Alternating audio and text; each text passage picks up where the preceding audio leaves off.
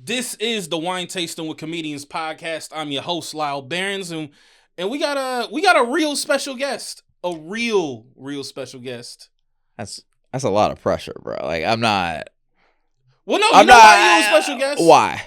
Because you were the first person that's been on here that I have never met in person. Oh, coming on. Okay, I like that. Yeah, there's like, so people are gonna see. Yeah, like how hard it is for two men to talk. Yeah, that I've never met. Right? Before. Yeah. No, because everybody else that I've had on here is like they're my friend or they think they're my friend. Shout out Ed Greer. And you're the first person. Oh my god! I told Ed Greer we weren't friends on here, and he got upset with me. I will say if anyone deserves that, it's Ed. If anyone deserves to have their feelings hurt on some like toxic masculine, I'm glad it was Ed. I got so much more to tell you when this is over. Good.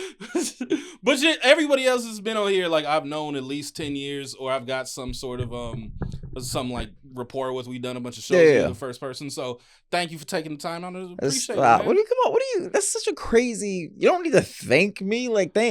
Thank you for having me. Yeah, Should we just say thank you for 45 minutes and then I'll leave? we doing like the black entertainment thing. Hey man, I know you got like a lot on your plate. Oh god. So really thank you for the time. I don't want to do that. No. Let's talk. Let's tell me all your secrets. I'm sure you always ask the questions, but how are you? No, I'm asking you the question. Yeah, no, I'm all right. I'm all right. I'm recovering from strep throat. Yeah. I had a fling with a woman that's now over. Okay. And that's like I don't know if you feel this is like, because as a fellow millennial, do you have that thing where you kind of make your life like it's a TV show in your head? Here's the thing. What you're describing is narcissism. And to an extent, yes, I do that. Okay, thank you. So wait, in what regard is this? Does this young woman become part of your TV show? What? She's like a 2-episode arc. Oh my god, this is. I hope she doesn't watch this. And was it? Did she? This is like so corny to say. Did she know it was like a guest star situation? Oh, she was trying to get a recurring role. Oh, okay. She was going for it like Tommy on the Power Rangers. Like I'm gonna go from green to white. Right. Oh wow. Okay.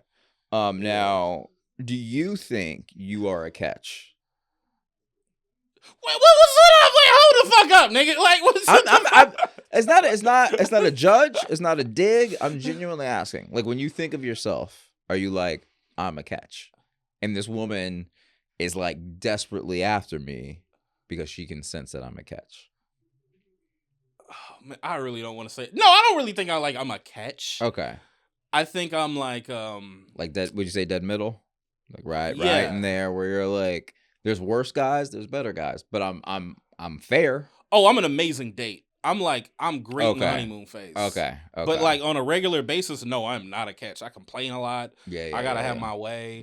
I'm stuck in my ways. Yeah. Yeah, I'm not. Well, you also said because you said you're an only child. Yeah. Okay, so that makes a lot of sense. Was this young woman? Was she older than you, younger than you, same age? Same age. Okay, yeah. So.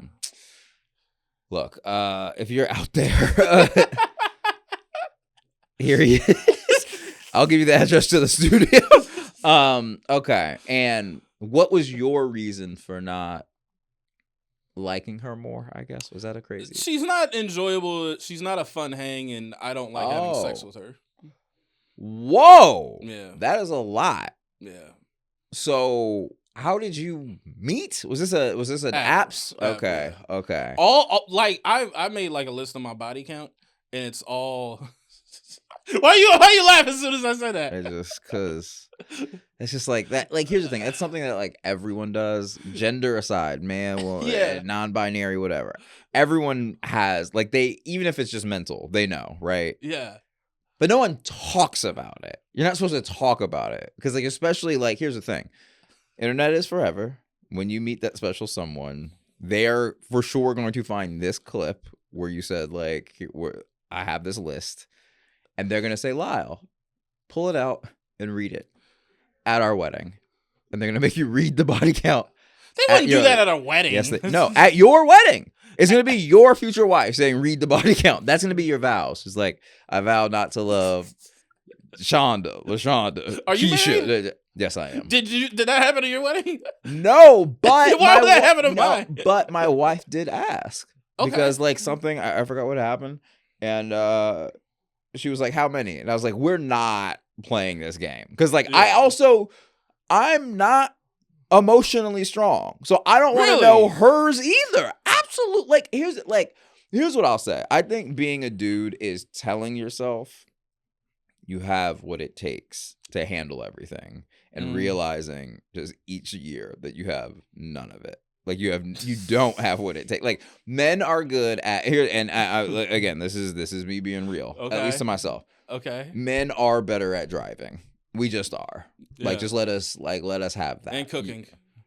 You think cooking? I'm split down the middle on that. But driving for sure. I don't like. Either way, my point is, I don't want to get into the specifics. Making plans. Men are better at that too. It's because we have we don't overcomplicate the plan. Right. It's just like we are going to the movies to see this movie, and then it's not like, okay, but the dinner before and then after that we have to, you know what I'm saying? Like it's It'd be nice if we grabbed a drink before. Exactly. Maybe if we exactly. And it's just like, look, it's the movie. The movie is the thing. The movie is the thing. So I say all of that to say, which was my original point. We don't like, think about for real. I want you to be honest with yourself. Right. Think about how many times per day you get your feelings hurt. Like, and it doesn't have to be just like someone you're dating. It doesn't even. It's just like, think about how many times just like you'll just have a comments thought. On stand-up video. Yes, just a thought from something that happened back in the day. Like all day my feelings are getting hurt, and I'm like, yeah, I'm not strong. I'm not strong. What we are good at is swallowing the feelings until we explode.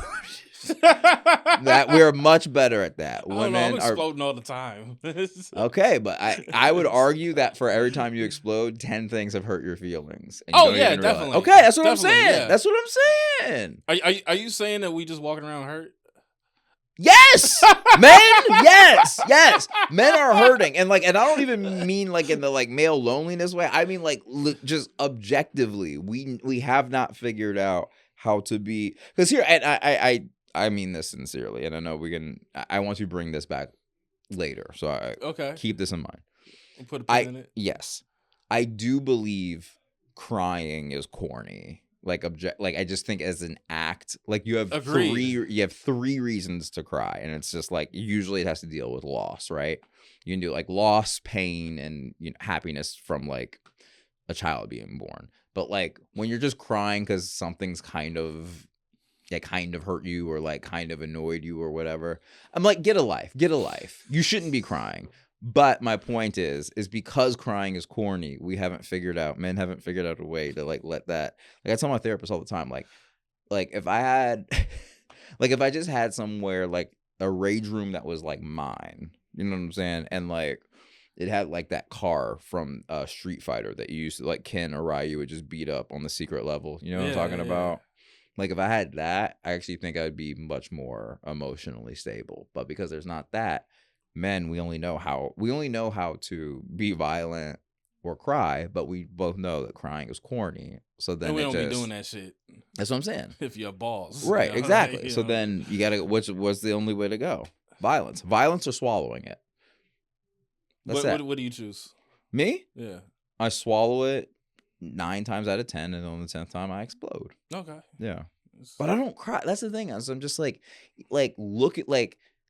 Just even imagining myself cry right now, I can only imagine what I look like crying. So I can't even I can't even imagine the sadness. I'm only imagining what someone sees when they see me crying, and I'm like, I don't want nobody to have to see all that. You know what I'm saying? Why you need to see all that crying? You know what I'm saying? So anyway, this is my point. You need to marry that sweet girl.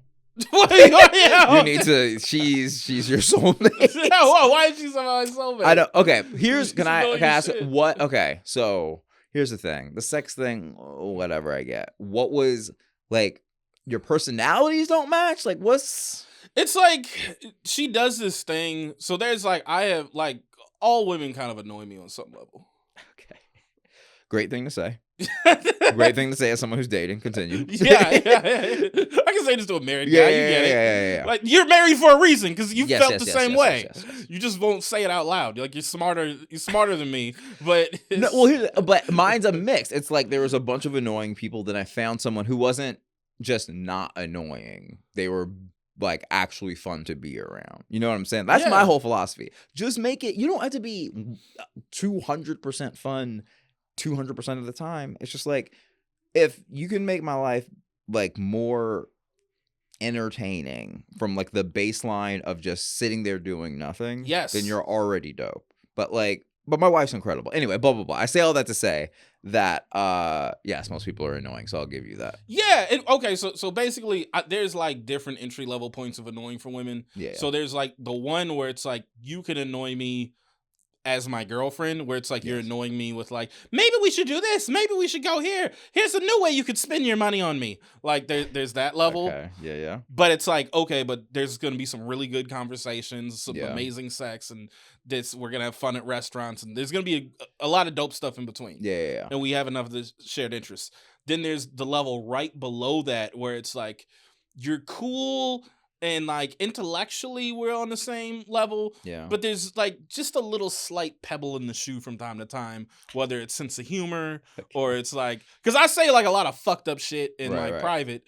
In private, you just said on the podcast, like, you've been saying nothing but crazy stuff. So what's a podcast? I know. So what are you saying in private? That's my point.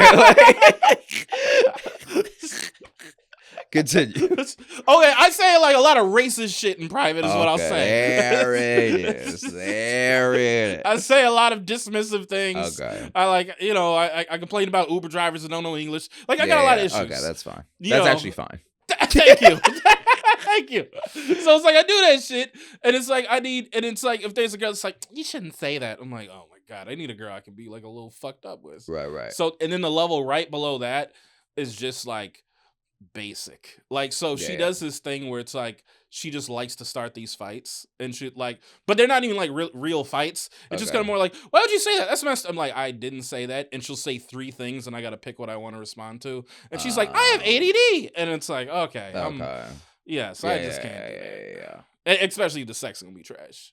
And this was after you guys hung out twice? Yeah. How many arguments did you have hanging out? No real arguments. Not arguments, but I'm saying like But was she doing it? Okay. She said she liked getting on my nerves because like, she said, I like annoying you because you have really funny reactions. Right. Yeah. I had one ex tell me I'm like Black Burr. Oh God. Okay. Well, I mean, Burr is Black Burr.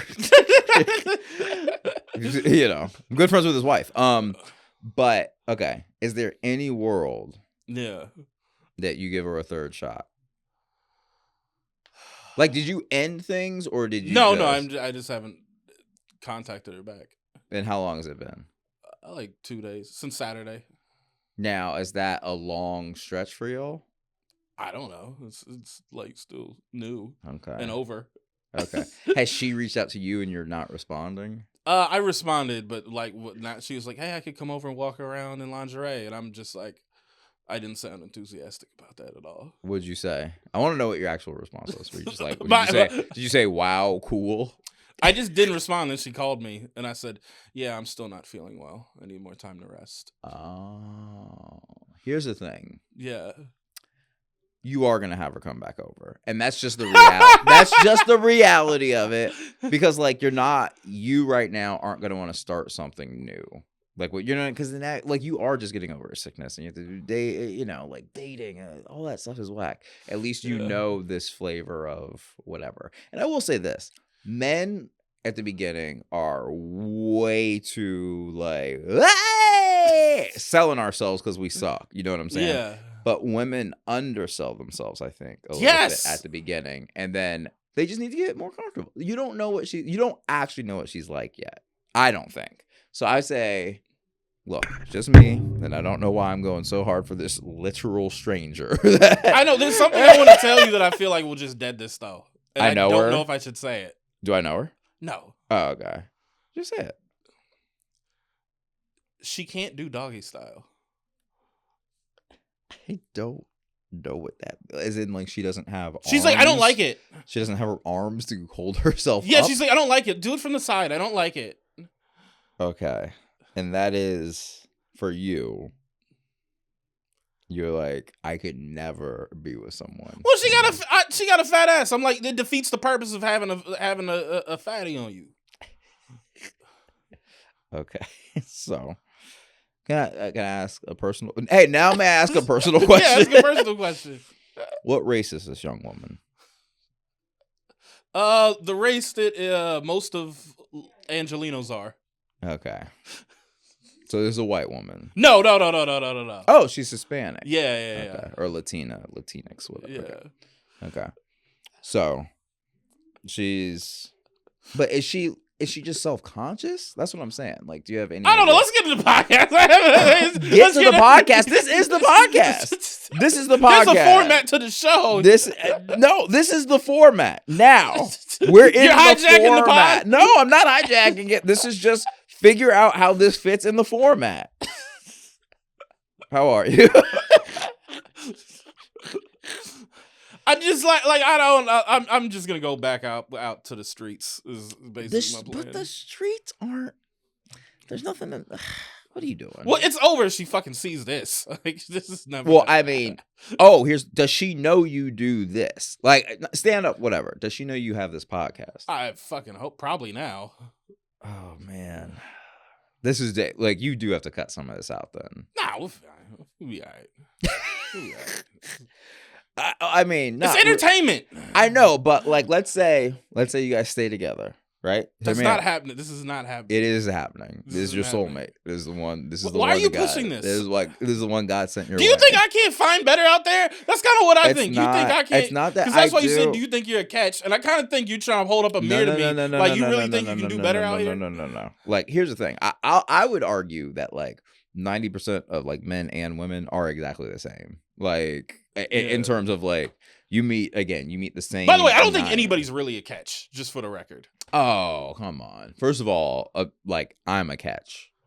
Well, yeah, but, you know. You know what I'm saying? Yeah. Like, I'm a catch. Yeah, you are. You are.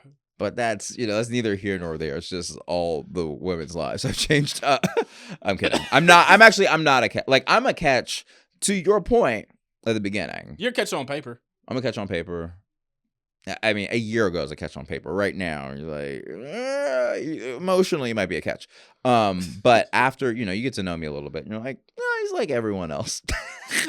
At least how my wife feels. She was like, wow. And then after she knew me, she was like, okay, so there's like this type of dude kind of just exists in anybody. You know what I'm saying? So like, anyway, I do think you're a catch. I think this young woman might be a catch. I just don't want you to be dismissive. That's all. That's all it comes down to. Do you get dismissive energy from me? Yes.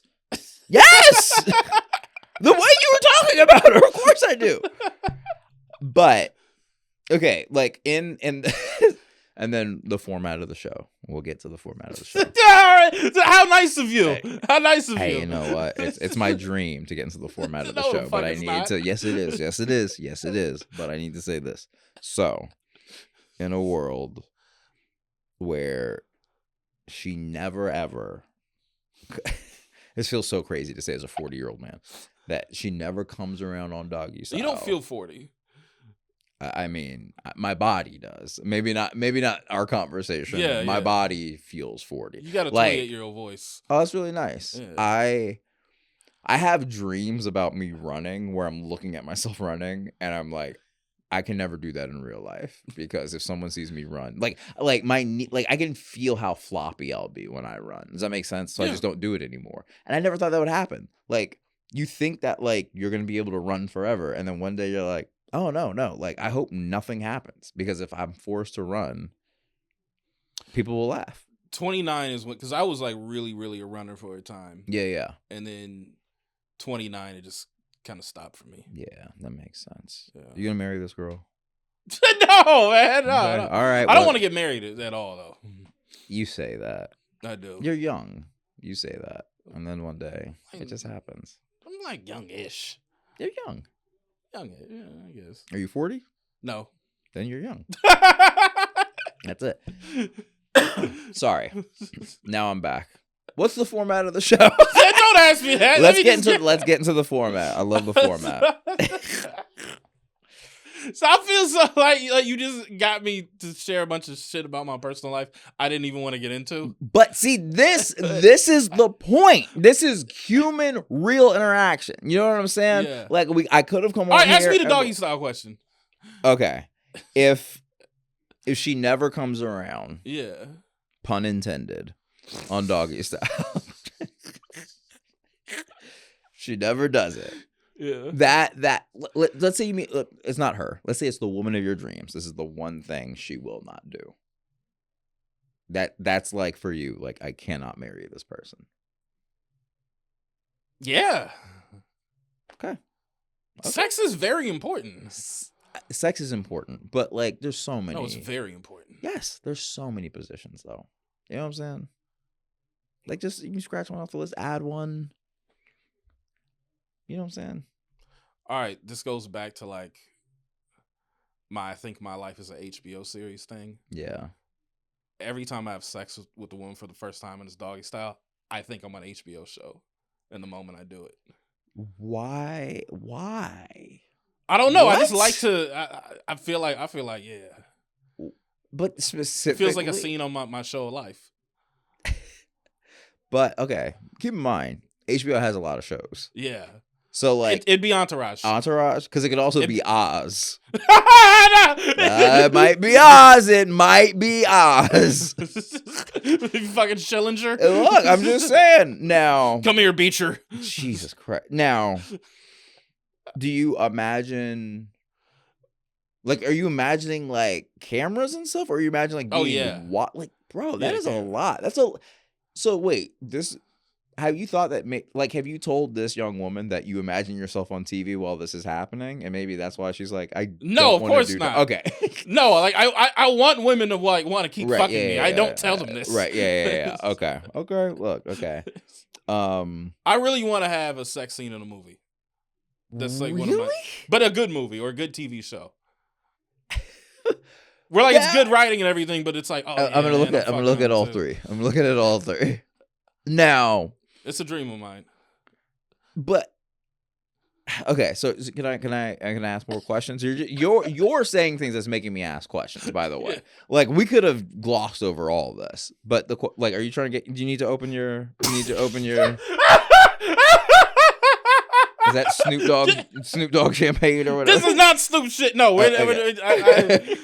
we drink like adults here. Okay. Just so you know, I'm a snob when it comes to this. Okay. Now.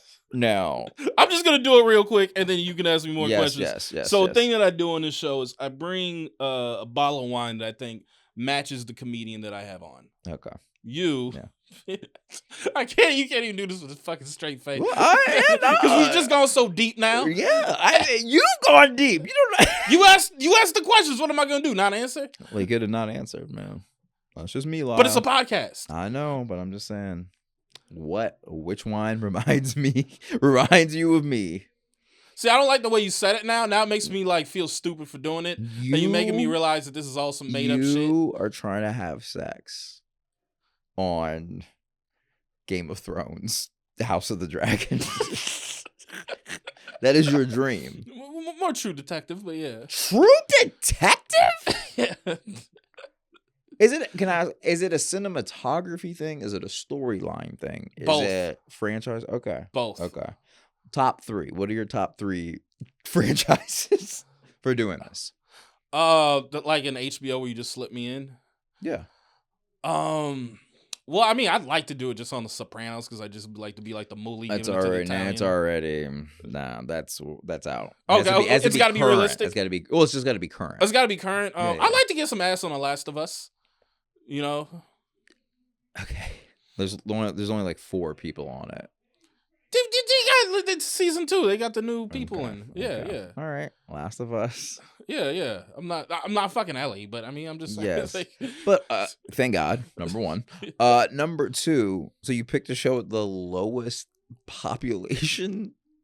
But I mean, no. When you think about it, like it's all these like monsters running around here, Right. and then it's like oh, I'm real horny right now. Oh yeah, and then like it's like yeah, I'm getting ass during the apocalypse. Like there's something about the idea of that. Okay. White Lotus. I want to get some ass on a White Lotus. See, that's actually look. I'm not with this idea at all, but White Lotus at least makes sense. I'm like that. You're in a fancy hotel. You're on an island or wherever, somewhere very conducive to like hooking up. So like that I get. Like the fact that Last of Us is first is crazy. That's crazy. It's my favorite current show. Yeah, but like just because something's your favorite shouldn't be your first choice. Like again, there's mushroom people running around. Yeah. White Lotus is just people, rich people. Like why wouldn't you choose rich person first? What's your number 3? Within the HBO realm. Yes. All right, it recently ended. Can I go with Succession? You know what? Yes. Okay. Yeah. Okay. Succession's a good one. There's no sex scenes on Succession, so I'd like to be the first Oh. one. Now, have you gone deep into why this is? Why this is okay? No, there's some stuff I don't want to like pick at with me. I'm just like, let me just let this be a thing for me. Okay. Like, do I need to diagnose myself with everything I got? No, it's just a very intense one to imagine yourself in the act, but then also on a television show. There's a lot of steps to it. That's all. I got a lot of dreams, man. What's your number 2 dream? Oh, maybe just to act on the show. Okay. Yeah. But maybe without the sex.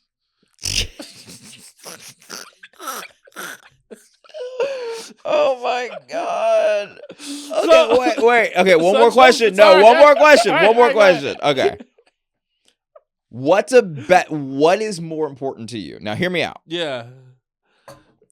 On your dream show, having sex, no lines, or on your dream show, no sex, phenomenal monologue. Both, keep in mind, now both are as memorable as the other.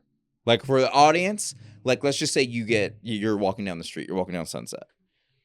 Someone can either say like, I love the way you had sex on Last of Us, or they could say, wow, that like monologue you gave on Last of Us was incredible. Which one would you prefer? I'm gonna reluctantly go with the monologue because it'll lead to more work. Okay. Well, look, you can go into more work for the first one. It's probably just not gonna be on HBO. Yeah, I know. So that's. Yeah. So I'm gonna move with my head instead of my heart. Okay. Wow. You're an adult. So you are an adult. Yeah. You choose not to be an adult when you don't want to be. Correct. What's this one? So I got Prosecco for you because Prosecco is different than champagne. Champagne can only be grown in France. Right. And Prosecco, I got Prosecco because Prosecco is a celebration. It's also approachable. You're very approachable. I just hit you in the DMs to come on the show. You're very down to earth, like the way you talked about that show in Portland. I want to talk to you about that later. Okay. But yeah, and I just think like you got this movie out. You're 40 on the dot. You have a very impressive resume, and to me, it's just like you're enjoying yourself. And Prosecco is, it's not cheap, but it's not expensive, and it's like to me that's like a place that you're in life and your career right now. Not pocket watching, but just saying in a place where it's like. Watch the pockets. No, I'm not doing that. I don't do that. Ask me how much. No, I'm just kidding. No, I'm not doing that. I'm kidding. I'm not doing that. Yeah. Because I'm a fucking adult. Okay. But I'm saying it's in a place where like it's still accessible. And you're somebody like you're still accessible as an artist, as a performer, as a public figure, but you're still elevated at the same time. You still, to your point, are a catch on paper. So I thought, like, hey, what better than Prosecco? Lyall. Yeah. That was, I mean, I'm not going to lie. Because, by the way, I know I keep messing with you, but I know the format. So that one, and I'm not saying it just to say it, that one was one of your most accurate drink to guest pairings that I've ever seen. Have you watched the other ones? Yes. You watched the other episodes? I mean, one of my best friends was on it. That's how we got Who? connected. Rel Battle. Oh shit! Okay. Yeah. I didn't fucking know. But I didn't know Rel had friends. we're like in the way that Rel can have friends. Yeah. You know what I'm saying? So like that's it. It's Wait, kind it's your birthday, nigga? Yeah, exactly. Like, you know, and this is crazy. I had to reverse Google search his brother and his sister to find out how old he was. Just because he hasn't. I've known him for 16 years. He's never told me. And I was like, Rel, like you're not. I was like, I literally just started telling people he was 48 years old. And he's like, I ain't 48. I'm not 48, nigga. Yeah. And I was just like, you are. Because all you have to do right now is just tell me how old you are. And he's like, well, I'm not 48. And I was just like, I'm not playing this game. So anyway, that was extremely. I loved the way you did that. That was a really good one. And very rarely do you get someone who gets you in a way that you feel like, oh, I think that about myself. So that was very good. Thank you. You know, it's like I think it's called the principle of asymmetrical insight, where you think you know someone more than they know you. But I think that you know me almost as much as I know myself. I pay attention. Now, I know you're not drinking, but if you would indulge me and just get a sniff and tell me what notes you get. I love, okay. Here's the thing, and I'm going to be real, like, every single day is a battle not to drink. So first, let's toast. Did you used to drink? Not only did I used to drink, looking at the camera, I used to love to drink. I loved it. I loved it. Now, I say, here's the thing. So, like, and again, I love the Prosecco. Like, and look, I know bubbles. I know it's easy to go, you know, Prosecco, champagne, Moscato, all of it. Now, what I'll say is that I love, and I mean this sincerely, I love a true, mature white grape. I love it. Like when that first hits your nose, you're like, more than anything. And I, you know, like what's the best way to say this? A Cab Sauvignon grape. You know what I'm saying? There's and Malbecs are now popular, all that stuff. Yeah. But I say all that to say, like, and this is racism, because racism doesn't want black people to enjoy the lighter sides of wines, right? Really? Yes. Like white people, that's why, like, they really, like, if you see like a black person drinking a white wine, they're like, oh, what is it, Kendall Jackson, or, you know, whatever. Like, every single time. So I worked at a restaurant for years and years. I mean, most of my fairness, life. you accused me of having Snoop Dogg wine. What'd you say? In fairness, you did accuse me of having Snoop Dogg wine. But that's exactly my point. Okay. It's internalized too. Yeah, okay. Stockholm syndrome. Yes, exactly. Okay. Now, but I say all that to say that, like, minus the headache, just like, white wines are better, in my opinion. Like, I do, like, yes, do we all enjoy a better drink from time to time? Absolutely. Tannins, yada, yada, yada, yada. But my point is that I feel like when you are trying to impress someone, you drink a dark. And when you are genuinely wanting to enjoy the drink that you're having, you should have a white. And again, black people, our blood sugar, all of it. Like, it's not, I'm not saying we should be doing it all the time, but I do think it is the reason that we enjoy white wines more is because is such a crazy thought. White wines feel more communal. Like, it feels like, oh, I'm here for I'm actually here to have a good time. Like, yes. Or that, like, again, maybe I'm just making the link to champagne, but the point is that like, white wines are always for a celebration. Like, very rarely are people like, we getting down tonight. Hey, grab that. Grab that blend. Grab that, you know, like, anyway. So, of course you do. But my point is that, like, I think we should all be drinking white wines all the time, man. And I miss it. I love, like, I mean, like, mimosas, come on. Like, you know what I'm saying? Like, everything about white, they're fun. chug it, chug it, chug it, you don't chug. Oh you no, savor. but no, you chug this one and then you savor the next one. I mean, you're not driving anyway. Correct. Ooh, this is really smooth. Is it? Like, yeah, I get notes of like almost like white grapefruit. Yeah, a little citrus, little blood orange, definitely brioche. Wow, this is a fucking good pick, man. I Save will it. get this Yeah, out of there your we way. go. No, man. See, here's the thing. I also haven't had it in so long that like. When's your last drink? 12 years ago. Wow. Yeah. And like I had stopped a little bit before that, then I started again, and then I stopped like 6 months after that. And it was just for no other reason that it runs in my family. And I was like, I'm just not. Too much to lose. You don't want to see what it looks like. That, and I just know I wouldn't stop. Like, even if I didn't lose stuff, I just know I wouldn't stop.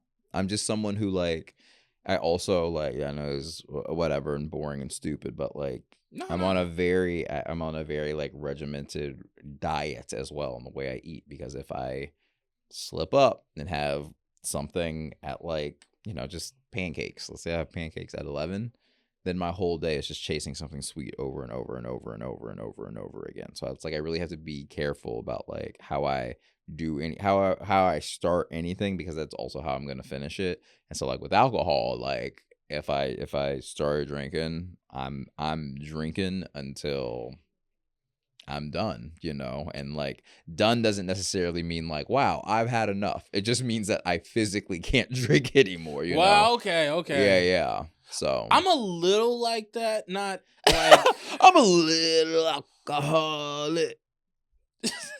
Well, no, okay. I'm So kidding. my thing is like I don't like to drink until like 5 or unless I'm potting, of course. Right? Yeah. I don't like to drink until like at least 6 or 7. Okay. Because it's like if you drink during the day, you're gonna want to keep drinking. Right. Exactly. And then you can't. And then if you stop, you get sad. Right. Or sleepy. Right. So then you kind of just got to drink the whole day. Yep. So it's like I never do day drinking. Right. That's interesting with the thing. So if you have like pancakes, you can't have like chicken breast and broccoli later. You gotta it's yeah. Like, and here's the thing. I can have chicken breast and broccoli later, but I'll also need like a bunch of ice cream. I'll need like chips. I'll need, what I'm saying? It's like, because I started my day with like sugar, carbohydrates, whatever. It's just like my body's like, well, that's just what you're doing. I like, bro, I drink like black coffee because like, and I don't even like coffee, but I do like that. I get a little bit of energy, whatever. But like, I can't just have nonstop water all day, and like I just need something to like, get me through whatever. But my point is that I don't put sweetener in it, even like 0 calorie, whatever, because like the moment I'm like, oh, I'm tasting something, then it's a spiral, bro. And it's how I was with alcohol. Like I used to work at the Improv down the street for years. I was a door guy at night, and then I moved into like some of the daytime stuff, which is like setting up like the lineups and whatever, right? But you are, from the moment you get there to the moment you leave, you have access to free alcohol.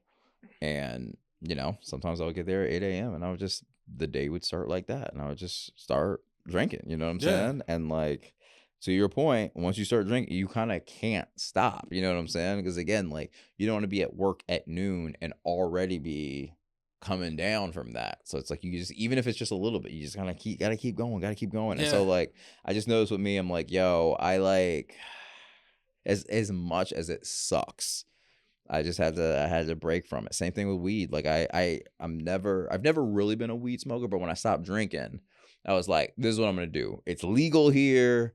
I don't have to worry about like driving in the same way. Like, you know what I'm saying? All that stuff. And so for 2 weeks, I was like, I'm really, really going to become a weed smoker.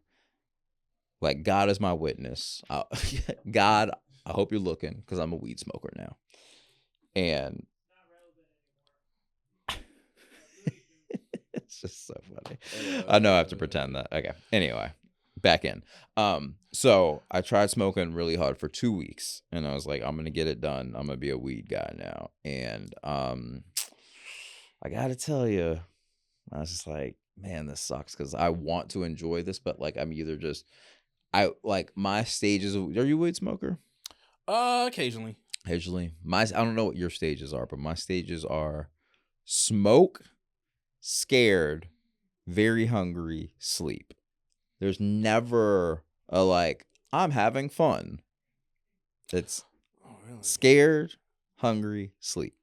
See, I like to like smoke weed socially, but I'm also like a type A personality. Okay. So somebody will say something a little sideways to me. I'm like, damn it, I'm not quick enough. Right, yeah. So that's what'll bother me. Oh, okay, interesting. Like, yeah. I have like a bit of like a street nigga relationship when it comes to drugs. Okay. Where it's like, I like this, like, nah, man, you gonna be off your game off that shit. But see, I like that because I think that's part of the anxiety is that where I'm like, and it's a dark thought, but I'm like, you know, I'll be high and be like, man, someone could come in here and just air out this whole place. They could air out the whole function, you know, and I'll just be sitting here giggling. Like, that's crazy. You know what I'm saying? And so, like, it makes certain movies, like, a lot more enjoyable, though, and documentaries. I like it for that. Yeah? Yeah. But do you feel like, how about this? Not do you feel like, from what I register and now finally meeting you face to face, is that the things that people say about weed in terms of like relaxing and all that stuff, I feel like you get that from alcohol. Yes. See, I didn't. I just like, it just made me, I felt like one of those Coors Light ice trains where like I felt like at the moment I had alcohol, it was just like, yeah, you know, bro, and just yeah. Like, you got I was white going boy nuts. Yeah. I mean, to be clear, I got every race wasted. Yeah, like, I was whatever the most drunk each race could be, I was that. You know, black people, like we get violent when we drink. You know? But here I will say, so I never got like unless antagonized. Yeah. But I very rarely got antagonized because I also don't believe, especially if you're drinking and putting yourselves in situations where that could really pop off. That really freaks me out. You know what I'm saying? So now I say all of that to say that in my heart of hearts, like my wife drinks, everyone around me, you know, whatever. But I do miss it. I do miss the social aspect of it. I do miss like every once in a while, like I'll pour my wife, Chelsea, a drink.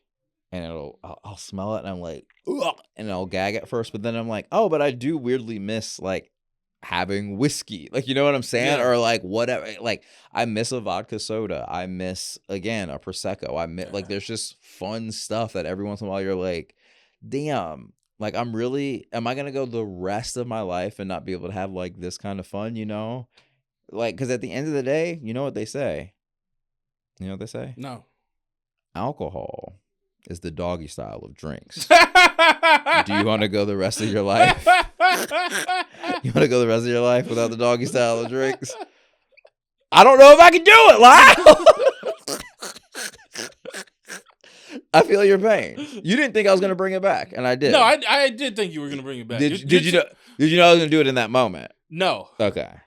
No, you're too much of a writer for me not to think you'll bring it back. Oh, God. Well, either way. I do.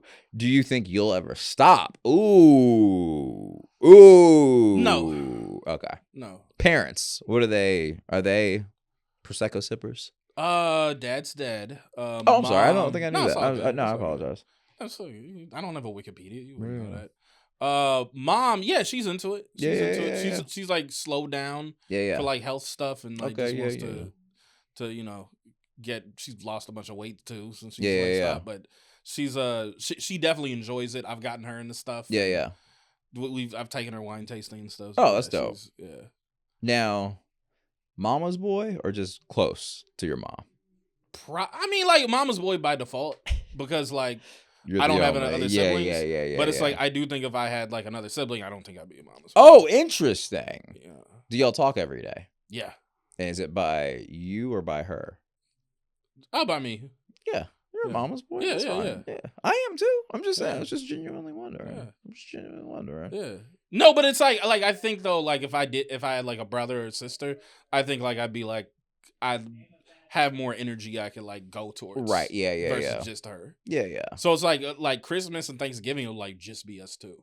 Whoa, that is wild. Yeah. That is actually kind of wild. You don't have cousins? They do, but it's like my family like they don't get along and shit. Yeah. Like there's some my grandma, she died, and there's some the house went for like a few million, and then like Okay. there's like a whole thing with the how that was split Yeah, up yeah, and yeah. it got trickled down. And Yeah. Like, Yeah, I mean, here's the thing. Family sucks. So I'm not arguing that you should be around your family. I was genuinely just wondering. Because, like, I have, like, 28 cousins or something now. And I got like, about that, too. Yeah. And you're probably like, more. Yeah. And I'm still even like, okay. Well, you know, okay, let me tell you something. My uncle started a group chat and it pissed me off. Oh. He started because my mom was like, "Hey, your uncle wants your phone number just because he wants to have people's phone numbers. Can I give it to him?" I'm like, yeah, sure. And my mom knows I'm like how I am with boundaries, like, right, so she asked. Yeah, of course, yeah. So then, next thing I know, we're in like this family group thread, and then everybody's identifying themselves, and they're like, and then I found out I hate my my cousin's wife because she said, I'm such and such Jesse's partner. And you have a kid. Just stop this partner shit. You're his fucking wife. All right. Enough of that. They are married. Yeah. And you hate that she says partner. Yeah, I do. Because they're married. It pisses me off when people say partner, not boyfriend or girlfriend or wife or like. Okay. What have you gotten to the root of that?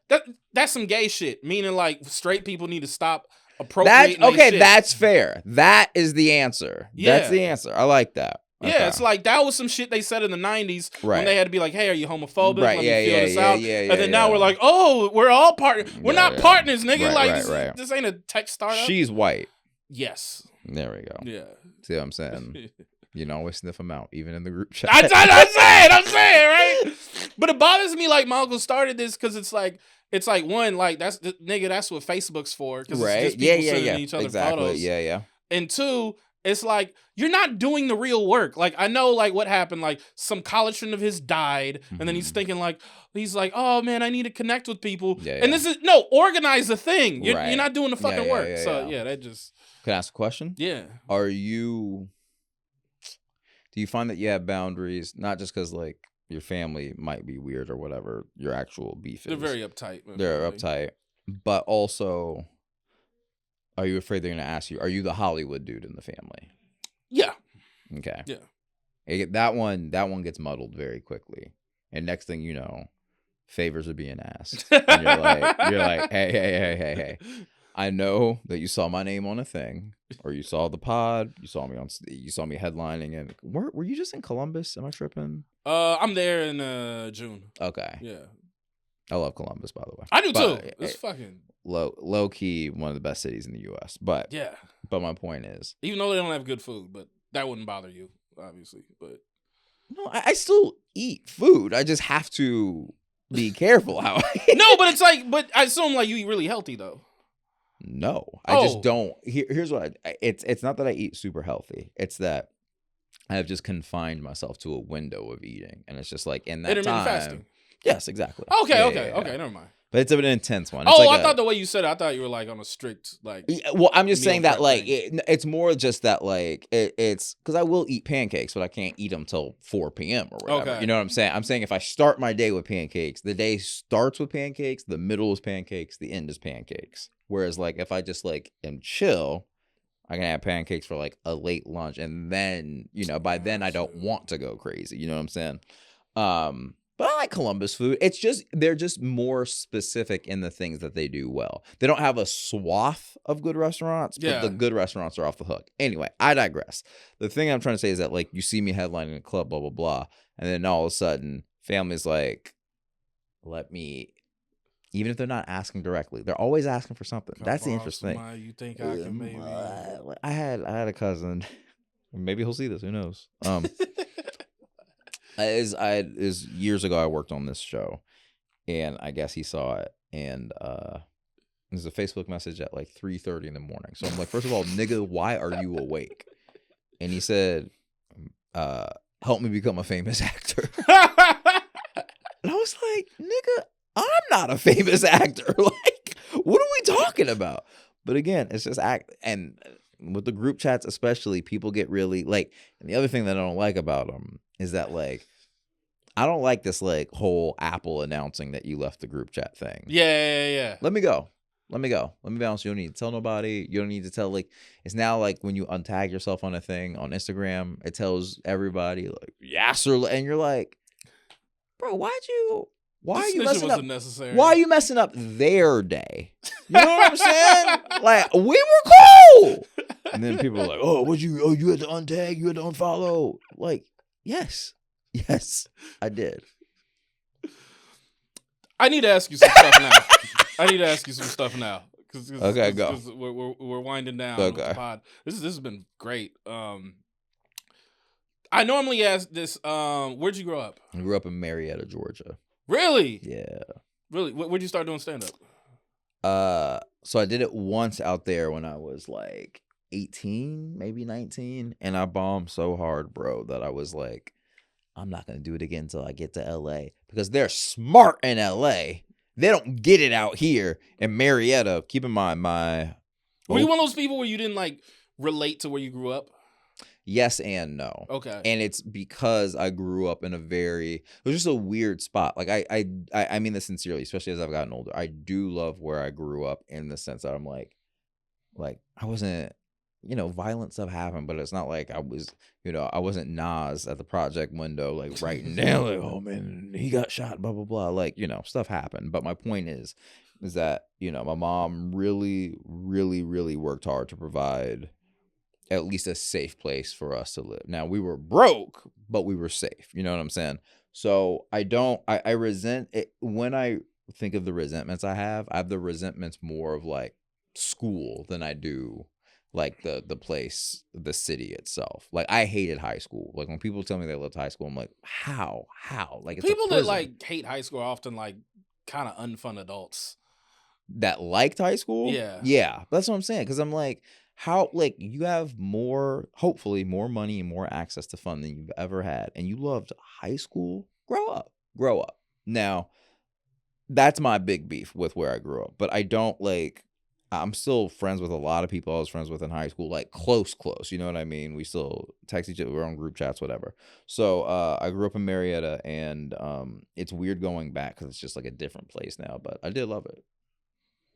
I want to talk about. By the way, congrats in the gutter. Oh, thank you. That's very kind. Yeah, man. It's nigga time, baby. I'll say first of all, my favorite quote. It's interesting. You don't think, I wrote that in 2017, like as a concept, and I filmed it. I took, at the time I was doing okay work-wise, and I took some money, little chunk, by the way, and I rent this broke down bowling alley for a day. I get Rel Battle together with my wife, Chelsea, a few other friends, and I just like filmed this like 5-minute thing, and everyone's like, this is the stupidest concept I've ever seen in my life. And I was like, okay. So I just put it to the side. And then in 2020, December 2019, I'm like, kind of complaining to Chelsea, like, yo, I just feel like I'm just giving away all my good work to other people. As a staff writer. Yes, like working on these shows and blah, blah, blah. And she was like, you need to do something for yourself. And like, that bowling idea was really funny. Try writing it as something else. Maybe it's not a TV show. Try writing it as something else. So I was just like, okay, I guess I'll try it as a movie. And dog, I wrote it in 2 weeks just because I was like, the idea was just to make it like a writing sample that I could just like send to people and hopefully someday get some other work. So it wasn't like a baby that you were like in love with. It was just and these things become your baby as you work on them, sure. But like, it wasn't genuinely, I wrote it as a joke to myself. I was just like, what is the weirdest thing? Because also the version of the movie that exists is very funny, and it's still not the funniest version that we filmed. Like, that's like with studio people touching it and all this other stuff. You know what I'm saying? So, and hopefully we get to do like an unrated, like director's cut thing one day. I have a question about that. I texted Rail today. I said, any thing I should ask? And he said, ask him about the Susan Sarandon sex injection scene that he cut. Sex injection? Boyfriend sex injection, something. What did the exact text say? Yeah, I'm like, okay, so let me pull. Pull it up, because I was gonna say I actually genuinely don't remember, but there was. I say all that to say that there's like a different version of the movie. And again, I'm satisfied with the one that's out there. I do believe it's very funny, but there's like ask him about Susan Sarandon's sex inject boyfriend in the movie, the funniest joke he cut. Sex inject. I don't even know what that means. That has to be a typo on his part. I mean, you know what it's like texting Ralph. Exactly. Yeah. So, there's a whole thing where like Rel's character is trying to get with Darcy's character, and keep in mind Rel is very black in the movie. Yeah, he's just playing Dr. Umar. Darcy's very white in the movie, and he tries to sleep with her, and she says that she only dates black dudes. Like, you know what I'm saying? Like, there's just like dumb. It was just a very dumb, fun thing that, again, I just was like, what's the dumbest thing I can think of right now? No, yeah, it's a movie with a lot of jokes. Yeah. So I say all that to say that, like, and it's weird, like, I'm not trying to like make the process philosophical. I just got, and I say this to you listening, you watch it, whoever, like, I do in my heart believe that, like, whether when you want something really bad, you can make it happen. Absolutely. But if something is just very good, most times it'll happen. You know what I'm saying? And so, like, and when I say something's very good, I don't even necessarily mean that it's like, it doesn't have to be the brutalist or whatever. I mean, like, The Gutter is not that. But it was, the one thing I can say is at least the script is like 100% me top to bottom. You know what I'm saying? And of course we get on set, like, my brother co-directed it with me. He would pitch jokes, and the cast, everyone. And like, I mean it this sincerely also, like, to me, best joke wins. You know what I'm saying? Like, if it's me, if it's you, it's whoever. You know what I'm saying? Rel wrote a bunch of his own dialogue day of, or would improvise it or whatever, So like, but the point is that, like, the one thing, if you're an artist, stand up, I mean, this, but it's just like, when something is you, there's so little that people can do to change it. And like, they really wanted to change this movie, and I'm just being real. Like, the studios really wanted it to be something else, but the way it was written is that you can't. Every line is a joke, mostly. Every line is crazy. You know what I'm saying? Was that intentional, or was that just the way it was? Yes, because I was sick of, and I won't name names, but I was working on these shows where I was just like, this is like not funny to me. Like, this is like a dramatized version of what comedy is. And like, I was just like, what happened? Like, why aren't we, like, I don't want to make these giant declarative statements, but I'm just like, what happened to us just like literally laughing at everything? Does everything have to be a dramedy? Does everything have to? Yes. Like, why are we, pardon me, like, why are we meandering through this weird story? Like, again, the story of the movie itself is a joke. It's, what if a black dude got good at bowling? Which is like, who cares? You know what I'm saying? Like, who cares? And also, no, like, I like that we kind of got like a black Happy Gilmore. But that's literally how I pitched it. I was like, imagine black Happy Gilmore, but he's bowling. And people went, okay, great. Because you understand that.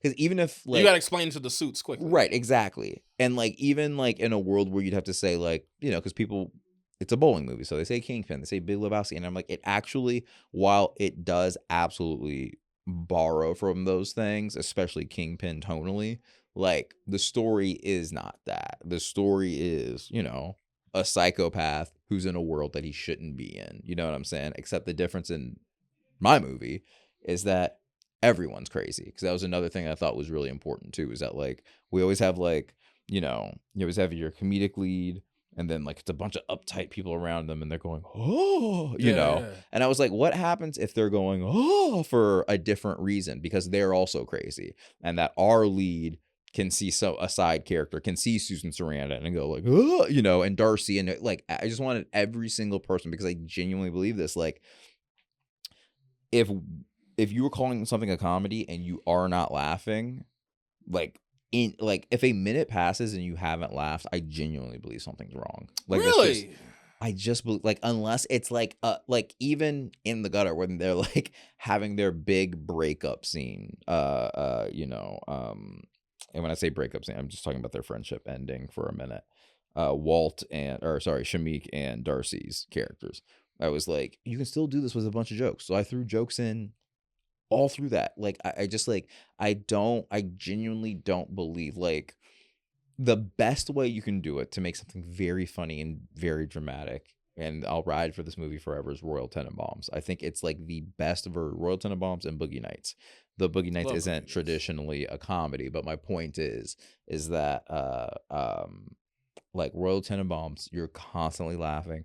When it's dramatic, it really, really hits you. But Wes Anderson tonally knew how to like ride that line. And I was like, I'm not trying to ride that line. I'm trying to ride one that is only comedy, that like the drama is happening in a world of comedy and not comedy happening in a world of drama. Does that make sense? So like I really so I wrote this thing just trying to have fun. I just like I genuinely like and this is where I'll be an egomaniac for a second. I feel like I have a very good comedic compass.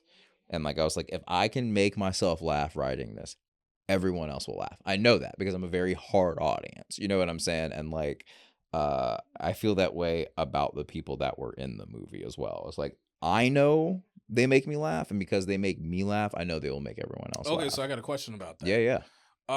So as comedians, when we're close to somebody that's, you know, made it or got their shot running something, where we kind of have this thing like, hey, is he gonna ask me? Is he gonna ask me? And you got like a few of Jay Light and Real Battle, right? Yeah, of course, yeah. And then I saw Keon Poley was in it. Of course, shout out Keon, yeah, of course, and many other people, many other comedians. Yeah. When it came to with the comedians, were you like, when you were writing the script, were you like, oh, this is for them? Were you like, I just want to work with my friends, people to make me laugh?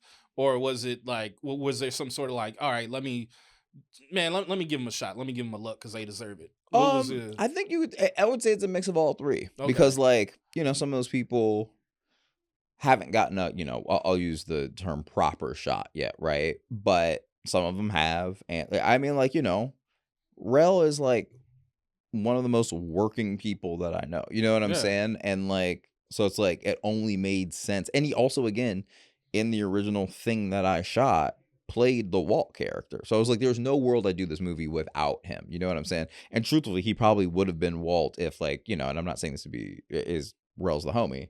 Like, if Rel were, like, you know, some giant superstar, it wouldn't have even been close. You know what I'm saying? Yeah, but studio wanted something. Yeah, exactly. Let's get Spider-Man. Right, exactly. And I mean, and then Shameik also was just like, was so perfect for it. You know what I'm saying? And Rel knows that too. You know what I'm saying? So it's like, you know, you have these happy accidents. But like, so when that was all happening, like, Brother Candy, who Rel plays, like, it was written for him. Like Keon and Keenan Baker and Tony Baker and all these people.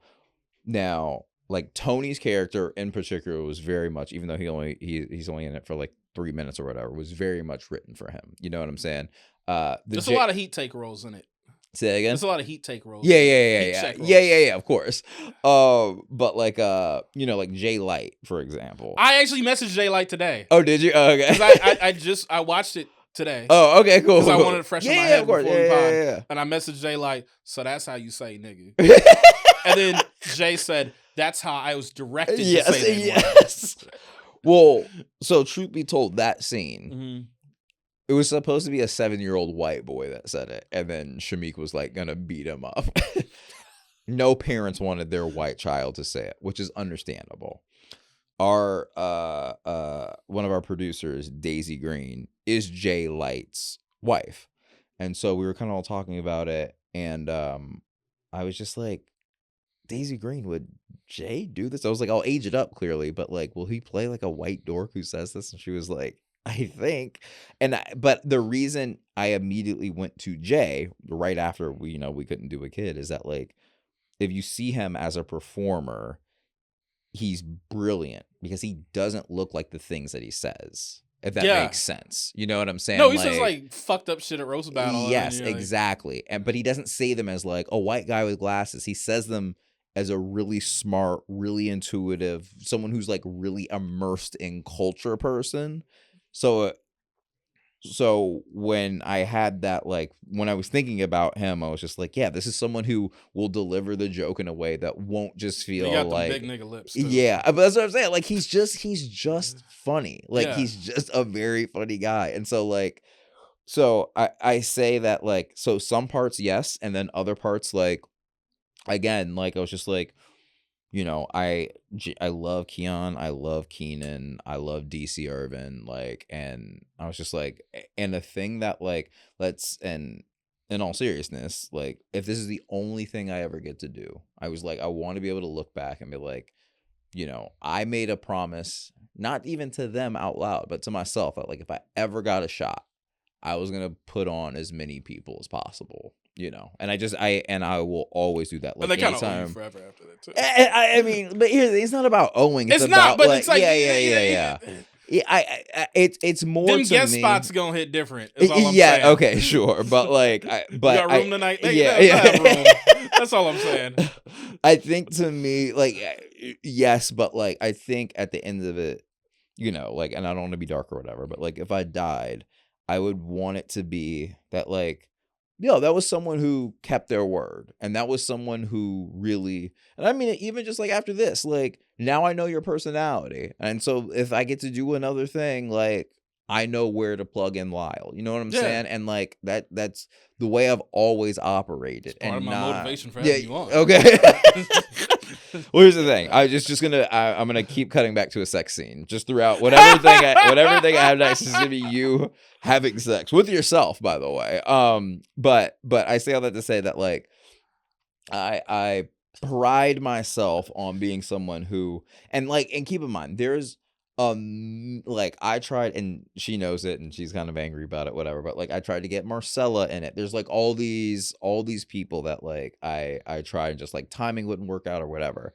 And like, I just believe, if you believe in karma, you believe in God, fate, whatever you want to call it, the thing that I'll say is that, at the end of the day, when I put my head down on the pillow and I don't wake up again, that people will be like, damn, he tried. And I think that is so, so, so important, because like, I don't just mean it in terms of like the stuff that I do. If it's you, I'm shouting out your shows or your podcast or whatever. Like, if it's Rel, I'm shouting out his shows or whatever, my friends, whoever, because I do believe we're in like a very weird time in the industry as it is. But more than that, I'm like, we all work so hard, like, and it costs nothing. Truly, it costs nothing to shout out a homie. It costs nothing to shout out something that you genuinely love. There are shows that I shout out, or movies or comics that I've never met. I have no interaction. I have no concept of who this is. I love the game. I love good things, or things that make me excited to make something else, or just to watch and enjoy. So like, I'm like, it feels weird, like, as much as we all talk about, like, especially in entertainment, like, producers in the studio and the gatekeepers, blah, blah, blah. Like, we all gatekeep ourselves a little bit. I'm like, what happened if we stop doing that? Like, what happens if we like working with people that we're familiar with and we like, yeah. Yeah, and we just big up each other, and, like, we elevate together, as opposed to, this idea of, like, if Lyall makes it, then Yassir can't, then I, like, it's just like, none of that is real. And also, it serves no purpose other than ego. And like, I do have an ego. I do believe I'm very funny. I do believe I'm very talented. But because I feel that way about myself, it doesn't mean that I can't feel that Lyall isn't very, very funny and very talented and very gregarious. You know what I'm saying? Like, all of these things, all the things can be true, and like, I think that, like, I just so happen to have expressed that philosophy by being able to get people in this movie. But like, I would do it and again, like, I mean, when I started stand-up, I used to run the open mic at the Improv, and anyone that I genuinely thought was funny, I would make sure they got on, whether I knew them or not. Like, sometimes, like, people, it used to be like the Comedy Store would trade spots with the Improv, would trade spots with Laugh Factory, blah, blah, blah. And I was like, yeah, sure, I'll do that. But also, like, it's how I'm friends with Rel. I just thought he's crazy, but he is so fun. There are a few people in this world that make me laugh in a way that I'm like, I hate talking to you in real life, because all you want to do is argue with me. But you are one of the funniest people I've ever met. You're one of the most talented people I've ever met, And I feel that way about so many people, and so many, and I become friends with people that I feel that way about, because I'm like, why would you not want that energy around you, So like, and I don't mean to ramble, but it's more just like, if I could be the person,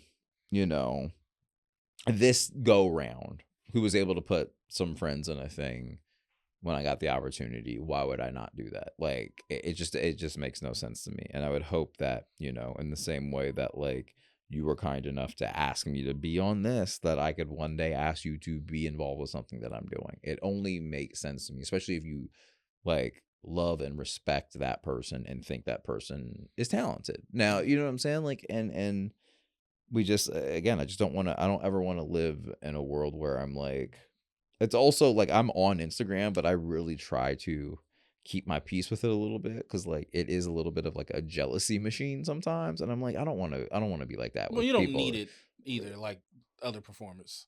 No, I do. You but, do, but like, I do, but dude, you go to Portland and say I'll cover your ticket, you in a good space. But I mean, that's like, yeah, but that's like guest list. You know what I'm saying? But I guess my point is that like I just want to be a good person. I want to be a good person who happens to have opportunities, and I hope that like even if it's not making its way back to me personally, right? It doesn't have to be to me like you scratch my back, I'll scratch yours. But it's like, do I help? Do I give someone an opportunity that they would not have had otherwise, and then they can give someone an opportunity that they may not have had otherwise? Like, to me, that even if That's it's the pay beautiful. it forward, that is fine with me. Like, we shouldn't always be doing things hoping that we get something out of it. Like, sometimes it's just like, I think Lyall's dope. Let's do a thing. Let me ask you. Yeah. You got anything coming up you want to plug? No, just watch The Gutter on Hulu. Okay. Because if you do that, then hopefully I get to make another thing. You know what I'm saying? Watch The Gutter on Hulu. Rate it. Like it. All that good stuff. Yeah, there's that. Or go on Letterboxd. Go on Letterboxd after you watch it. Drop it a review, whatever. Yassir Lester, thank you for coming on. Lyall the dog and the god.